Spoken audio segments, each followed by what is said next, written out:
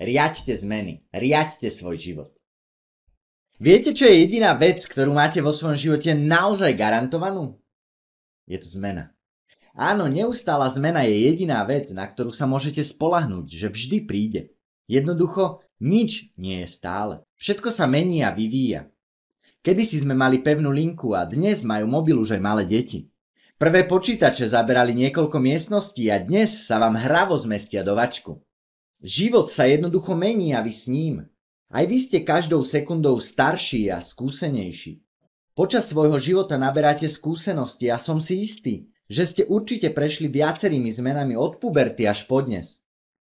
Veľmi veľa ľudí však vníma zmeny negatívne a majú z nich strach.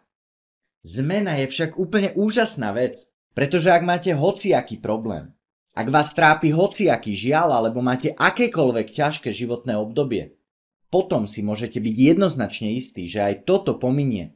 A opäť vyjde slnko a budete sa smiať. Toto je tiež možné len vďaka zmene. Zmena vám dáva jednoducho istotu.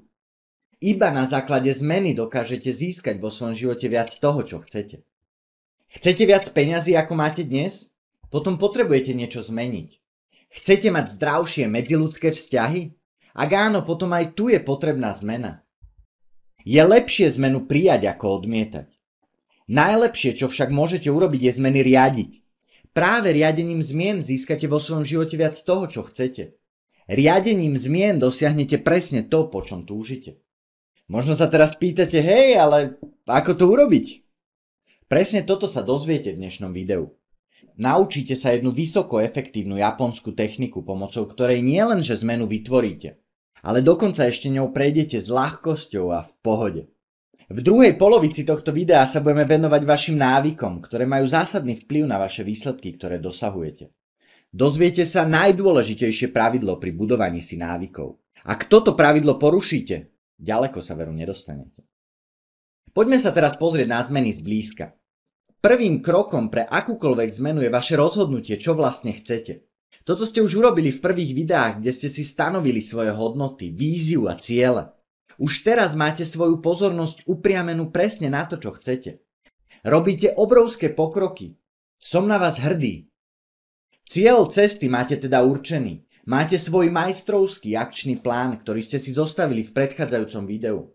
Prvé krôčky máte teda už za sebou. Len tak ďalej vytrvajte vo svojom úsilí. Možno máte teraz pocit, ako by vás niečo brzdilo. Najväčšou našou brzdou pri zmenách je práve náš strach z neznámeho. Práve on spôsobuje naše odmietanie všetkého nového. Na tento strach však existuje efektívne riešenie a vy sa ho za chvíľu dozviete. Tým riešením je jednoduchá japonská technika, ktorá vychádza priamo z koreňov japonskej kultúry. Pre Japoncov je asi tak prirodzená ako dýchanie. Práve pomocou tejto stratégie prekonáte svoj strach zo zmeny a dosiahnete svoj vytúžený cieľ. Veľa ľudí tvrdí, že práve pomocou tejto stratégie jednoducho nemôžu zlyhať. Dnes ju budete poznať aj vy. Dovolte mi, aby som vám predstavil stratégiu Kaizen. V slovenčine 6 znakov, v japončine len 2. Kai znamená zmena, zen k lepšiemu. O čo ide? Robiť neustále malé kroky, ktoré spôsobujú veľké zmeny. Tieto kroky je však potrebné robiť neustále. Je to nikdy nekončiaci proces, pretože priestor na zlepšenie máme vždy, no nie? Ako teda vyzerá Kaizen v reálnom živote? V jednoduchosti je krása.